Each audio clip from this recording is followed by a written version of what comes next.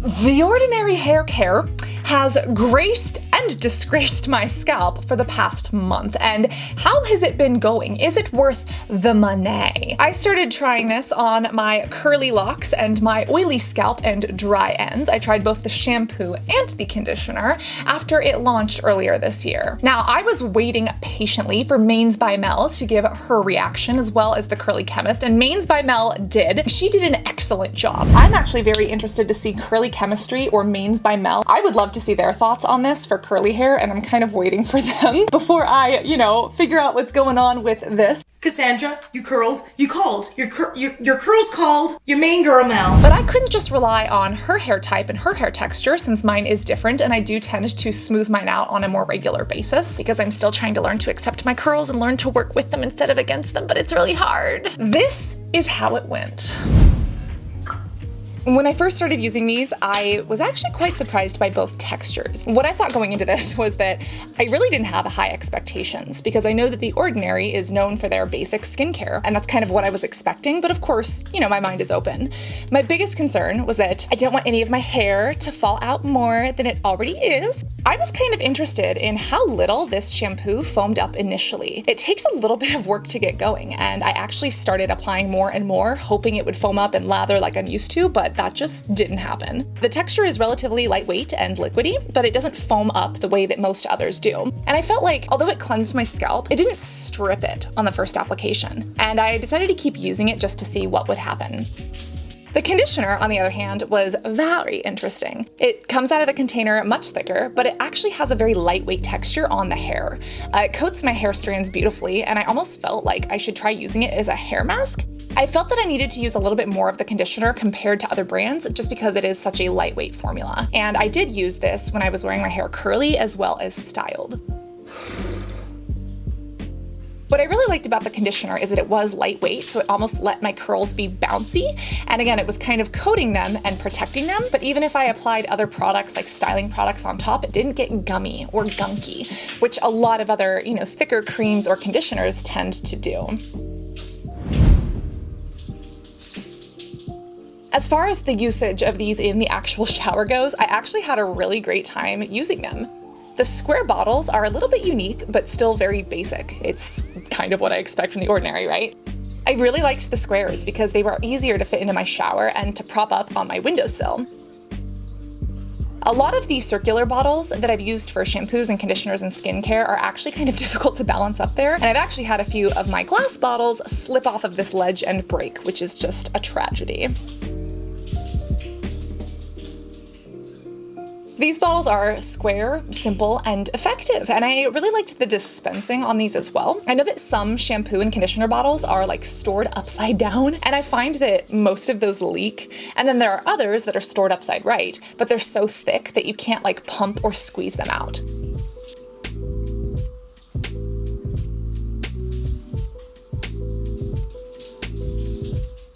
Here is my hair update once it has dried. I really like this conditioner. I don't know how I feel about the shampoo. It definitely cleaned the hair. Doesn't feel overly stripped. My hair feels really lightweight. My curls, they're a little dry, but usually they are. This is really lightweight, and I feel like I could use a hair serum just to get some of that kind of glow, but this isn't weighing my hair down, and it's actually very soft and silky, but it's very lightweight. This conditioner is awesome. I don't know how well the shampoo really cleansed. And again, this is all my natural hair. I'll have to see how it is after I blow it out and style it even more. I might try this tomorrow with a hair serum or an oil. But so far, the conditioner far surpassed my expectations. Yeah, and look at that. I have good curl integrity. My curls are already destroyed. These are half as curly as they used to be because I'm always using heat on them, but I'm really impressed by the conditioner. Here it is in natural daylight. You can almost see how it's still a little bit frizzy, but it's very lightweight, and it's you can almost see that it's very soft, which I like. Without weighing it down, I could use a hair serum. You can see it's kind of a little frizzy, but I feel like a hair serum could do that, whereas if I use really thick conditioners, they just weigh down the hair, and so far this doesn't seem to do that. So I'm very, very impressed so far. I found that my hair, both curly and styled, worked just fine with this shampoo and conditioner. I actually feel like the shampoo and conditioner really left the styling portion alone. I still needed to rely on heat tools and like smoothing techniques and serums if I was going to blow out my hair, whereas if I wanted to wear it curly, like I still needed to rely on some sort of scrunching cream or a serum, especially for the split ends or like an oil. But overall, it actually worked pretty well. These, for like the first 75% of them, were great. You just flip them over and squeeze them out. And I feel like because the formulas are a little bit more liquidy than a lot of other ones, this worked out perfectly. And for the shampoo, I didn't have a problem to the very last drop. Whereas the conditioner, on the other hand, it was a little bit more difficult to use once you start to get to the bottom. Again, first 75%, great. But as you get down to like the last 25%, I really kind of had to work for it, and then even open up the lid, mix a little bit of water in there for the last 2 to 3 uses, just to get the conditioner out. I also really came to like the fact that they didn't have any scent or color. At first, this was one of the most surprising things to me. I knew that logically going in, but I didn't realize like how much of the experience of shampooing and conditioning it kind of takes away. In my entire life, I always used to watch my mom put Pantene Pro V in her hair, and I came to associate that smell and that texture and even those colors with hair care. And then my life, I've always used shampoos and conditioners that were floral or scented or had fun colors, up until I started trying Function of Beauty that Dr. Dre recommended that had no smell, and then seen hair care, which is made by some Harvard dermatologists. And even Function of Beauty, I used to make those with a whole bunch of fun colors. That was kind of a part of the routine or the ritual for me. The lack of scent in these really started to grow on me after I used it a few more times. And the more I think about these products, the more I realize that if I wanted to, I could probably mix a few things in on my own. As mentioned, in the past, I've used peppermint oil to stimulate hair growth in my scalp. There are actually medical studies that were sadly done on rats, but that proved that it works. And I wanted to grow my hair in the past, which is when I used it. And I've kind of toyed with the idea of adding maybe a couple drops of peppermint oil to either one bottle of the shampoo or conditioner to kind of make it work a little bit better for me. During my testing, I only used these products as shampoo and conditioner, but I did of course use other products outside of the shower. I shampoo and conditioner my hair around maybe once or twice a week, or rarely 3 times a week, and the shampoo bottle actually lasted me about 2 months. That being said, the conditioner ran out in about half time after about 1 month of use. My hair is longer and dry and like naturally curly, so I thought the conditioner was amazing, but I felt that I needed to use a little bit more of it because it is so lightweight. As I continued using these, I realized that I was using quite a bit more of the shampoo than I should have been, because again, I was expecting it to foam up and lather, which this formula really doesn't do a ton of. At the same time, I do feel like it minorly cleaned my skin, kind of cleansed it as normal, but I wouldn't consider this like a cleansing shampoo. It didn't strip my scalp, but I feel like this is more suitable for like a day-to-day use rather than a lot of other shampoos or conditioners that I've used. And again, my hair is oily, my scalp is oily, I tend to get a lot of buildup, so I almost felt like this wasn't enough for me.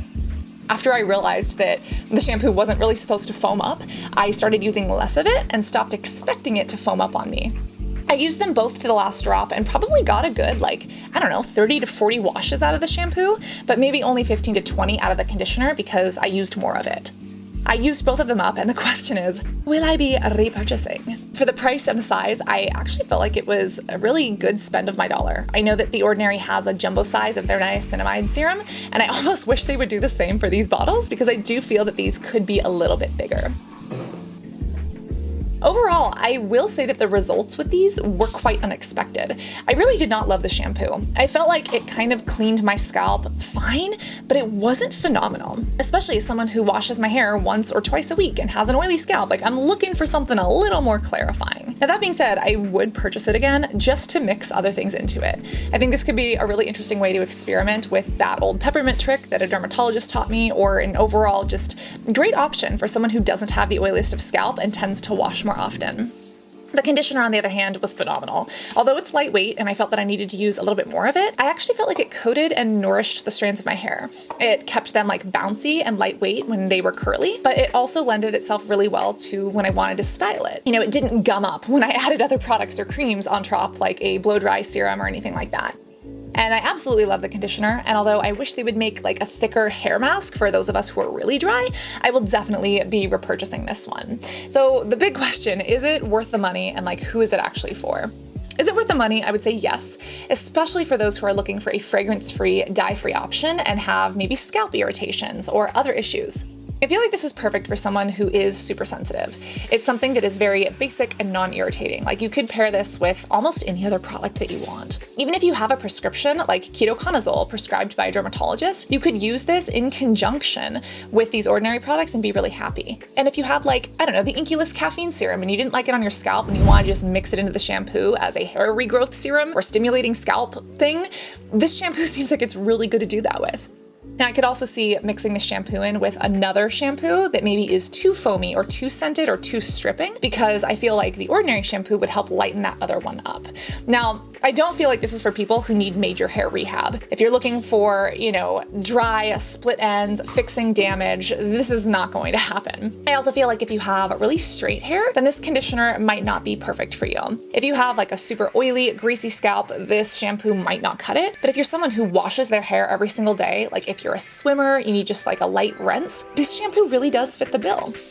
I do feel like The Ordinary did something new here, although it is basic. The other brands that this reminds me of are Scene Skin and Hair Care, which I also love, made by dermatologists. They're just a little bit more expensive, and Function of Beauty, because it's customized and you can get it without the fragrances or dyes. But I think out of all of those, The Ordinary is the most affordable price, and you are kind of getting the best bang for your buck. Now, will I be repurchasing? The conditioner, absolutely yes. Shampoo, I don't know. Only if I'm gonna have some fun mixing it in with things. So, after a month of shampoo-pooing and conditioning, where has The Ordinary left us? I have some ideas and a greasy scalp, if you can't already see. I also did my hair slightly differently today, so I have a little bit less volume than normal, but I've got some thoughts. Let's start out with the bad before we go to the good. When it comes to the shampoo, I was not very impressed by this. I feel like it kind of washes your hair, but I didn't feel like my hair was actually super clean. It didn't weigh down my hair. It was fragrance-free, which was awesome. And when it went on my body, I didn't even feel like it was really a body cleanser. I would say that, like, if you're someone who really struggles with finding fragrance-free shampoos and you feel like shampoos are overly stripping, then this is for you. But for me, again, I have an oily scalp.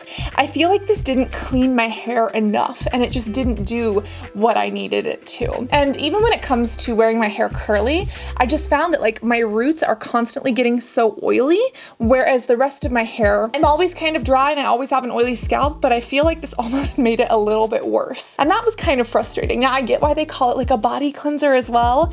Go ahead, rub this on your body, yada, yada, yada, yada, yada, yada. But I almost like it better as like a barely efficacious body cleanser versus a shampoo. Now, if you have a dry scalp, if you are someone like with super, super sensitive like scalp skin, then I think this would make sense, but this was just not for me. And I think that the best place that I see this in my routine is literally the potential of mixing something into it, like an anhydrous solution, or like you could use this as a base to mix in other actives. That's what I think I'm going to try next with this, just because for my scalp, this was just a no-go. It's $8, but I'm not gonna buy this again.